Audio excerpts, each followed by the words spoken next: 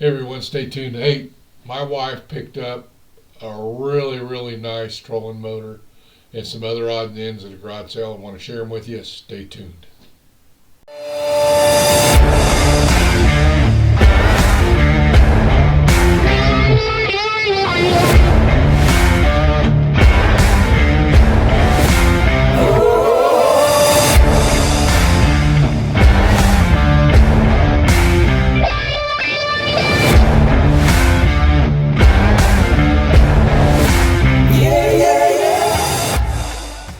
Hey everyone, good morning. All about fishing with Big Kev. Hey, my wife ran across one of the neatest things I've ever seen. I'm going to figure out a way to display it in my fishing room, but I wanted to share it with you guys because I tell you, it's a piece of history. I've never seen one in person, and I think it's just the coolest thing in the world. But she picked up a Shakespeare Wonder Troll. Look at this trolling motor. Metal. I mean, it's crazy. Metal. It's a 6-volt, 12-volt, and it's called a Shakespeare Wonder Troll. And as you can see, it's got 3 speeds: low, medium, high. Has a forward and reverse. And I'm guessing it's probably about a 25 shaft, I guess, 25-inch shaft. But just an outstanding piece of old history. All my research that I have seen on this is basically early 70s, maybe later, or earlier, I mean, maybe into the 60s, but for sure 75, 76, somewhere in there. This is metal. I mean, it's just crazy what all's, how they built things back in the day. And the neat thing is, it still works. I love this metal prop. That's just cool as heck. And from what I read, these things were somewhere in the neighborhood of 12 to 18 pounds thrust. So you read some of the sales articles on these and stuff. It's, quiet fishing and clean fishing and about the environment back in those days. And I think it's really cool. Really cool. It's a Wonder Trail, and it's a Shakespeare. I didn't even know Shakespeare made trolling motors, but it's called the Shakespeare 606. You can see there. But I'm going to display this in my fishing room. It's got some age to it, but I'll tell you, the neat thing is it works, but it's nothing like today's trolling motors as far as the build quality. And I just wanted to share that with everybody and show you because, one, this thing is in immaculate shape, and it's just an old piece of fishing history, really. And just imagine back in the day when these came out, you probably didn't have your bow mount trolling motors, and these were probably just the Cadillac of all Cadillacs back in the day, as far as having a trolling motor on your boat. This would be ideal for a little kayak right now, a kayak or a canoe, or probably even a little 10-foot 2-man John boat or something, in a pond. It'd probably work really great. But on the bigger boats, of course, back then they didn't have the big boats. You remember back then, fishing boats. If you look at the early model Bass Pro boats or the tracker boats, to have a 16-foot boat was a big boat, and so this probably was enough trolling motor to make that work. But I wanted to share that with you. And then I got one other item she picked up.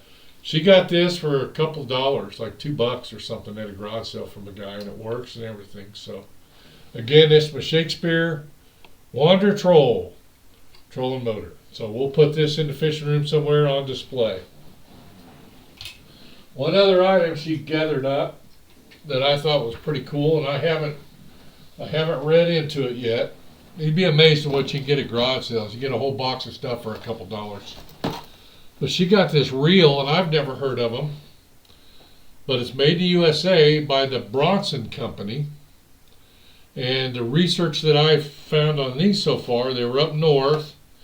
And the company actually started with just a couple employees. But I've never heard of them. But that's the Bronson Spincast. The Viking 906 is what that's called. Bronson Viking 906. But then it just says right there, made in the USA, just like the old Zebco foot used to say made in the USA. But I thought this was interesting, how that feed is on the string. Of course, it's got the button and the line. Everything still works, but look how the handle, how fragile that handle is. You know, you're not gonna imagine they caught big fish with it, but today's standards, that's pretty weak handle, a little screw like that. But I just thought it was interesting. Then we got the box again. It's a Viking Spincast 906 by a company named Bronson. So we'll put this on display as well in the fishing room. My wife's really looks after me on fishing antiques. She goes to a lot of garage sales and so forth. So we're going to put that. But I mean, she got this whole box of stuff, you know, for next to nothing. Some Mepps spinners, tons of crappie jigs, tons of 16-ounce crappie jigs. So, you know, grandkids will love those. Those will go on the board. Steel leaders.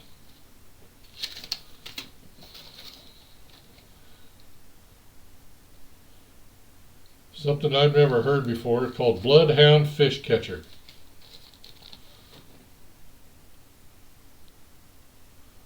So you run across some stuff, you know, that the old guys used back in the day. Got some swivels, some old South Bend swivels.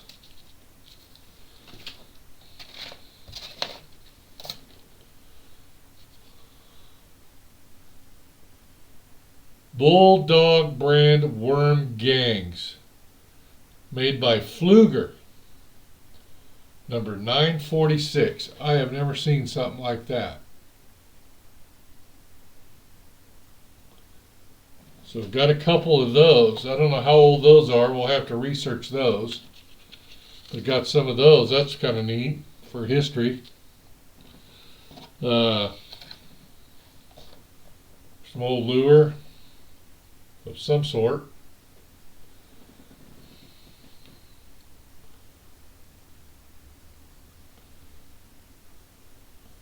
Looks like you tie on here. You got 3 different spots to tie on. But, you know, just stuff you've never seen before. Just adds to the collection, you know. And some leaders. Sea hooks. Seahawk hooks. Yep, just some old hooks. Eagle claw hooks. But just some old time stuff that you just never seen before. So anyway, check out your garage sales. There's all kinds of neat antique stuff if you guys are into collecting antiques. I like reels. You know, I got collect them in my room here. Now I got an old antique trolling motor that I'm on display somewhere, and a few of these little things like this that I've never seen in my lifetime, but somehow, some way they did something. So I'm going to research it and find it and figure it out, but, you know, display it. It's, you know, something unique. So, you know, some of this stuff's newer, which is fine. Old antique lures, Never seen anything like it. So it says made in USA, whatever that is. I don't know what that is. If you guys know, leave it in the comments. But interesting. So anyway, I just wanted to make a video and show you kind of some neat finds that my wife picked up at the garage sale, and she gives me, she buys them for $2 or $3 and charges me 10. That's how it goes. But anyway, excited to get it. Wanted to share it with you guys. Tie lines, everyone. I know winter's coming on. My boat's still in the shop, getting the sides repainted and dents and scratches out of it. So I'm eager to get it back next week. Get the decals on.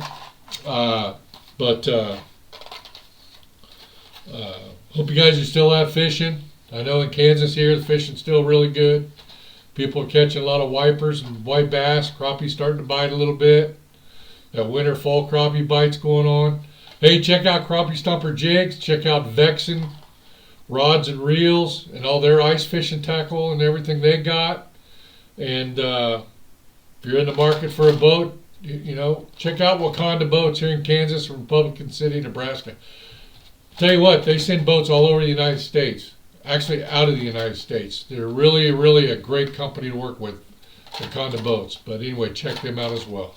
Hey, all about fishing with Big Kev. Tie lines, everyone. Take care.